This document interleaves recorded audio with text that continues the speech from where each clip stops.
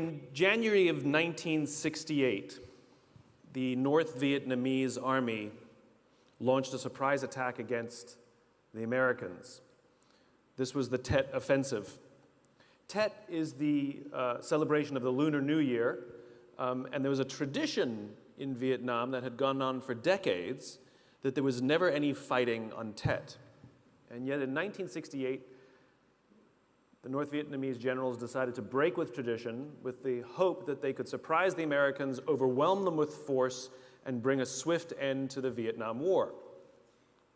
They attacked over 125 targets across the country with over 85,000 troops. Now here's the amazing thing. The United States actually repelled every single attack, every single one. And at the end of most of the major fighting, which was after about a week, the United States had lost fewer than 1,000 troops. The North Vietnamese lost 35,000 of the 85,000 troops. And if we look at the Vietnam War as a whole, we see that America lost 58,000 men, and North Vietnam lost over 3 million people. And a close examination also reveals that America actually won nearly every major battle it fought.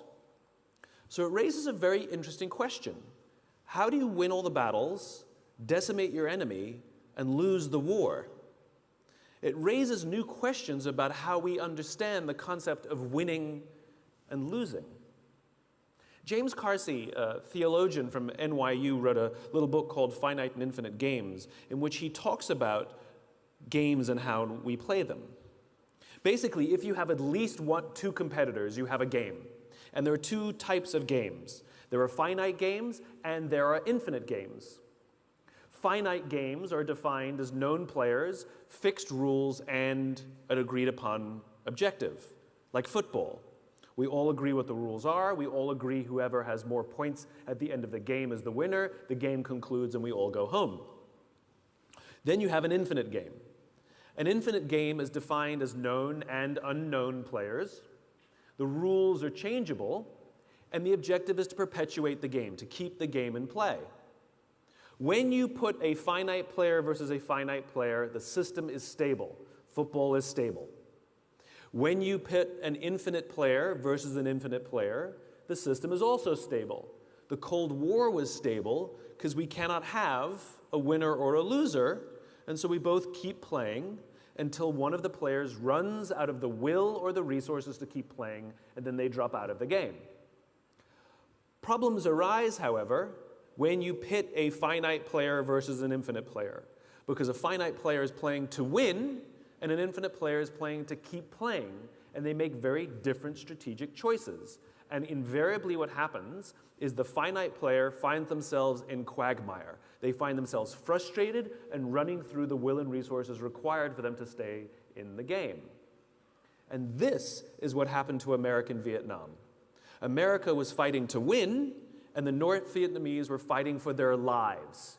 A very different set of strategic choices were made. And it's not so much that America lost, it's that they ran out of the will or the resources to continue to stay in the game, and so they dropped out. So this gets me thinking. There's no such thing as winning global politics. There's no such thing as winning governance. And there's definitely no such thing as winning business. But when we listen to the language of too many leaders, they don't know the game we're in. They talk about being number one, or being the best, or beating their competition. Based on what? Based on what metric? Based on what time frame?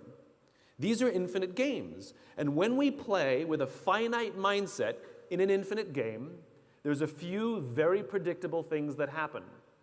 Trust declines, cooperation declines, innovation declines, and eventually we run out of the will or the resources to play. And in business, we call this bankruptcy or merger and acquisition.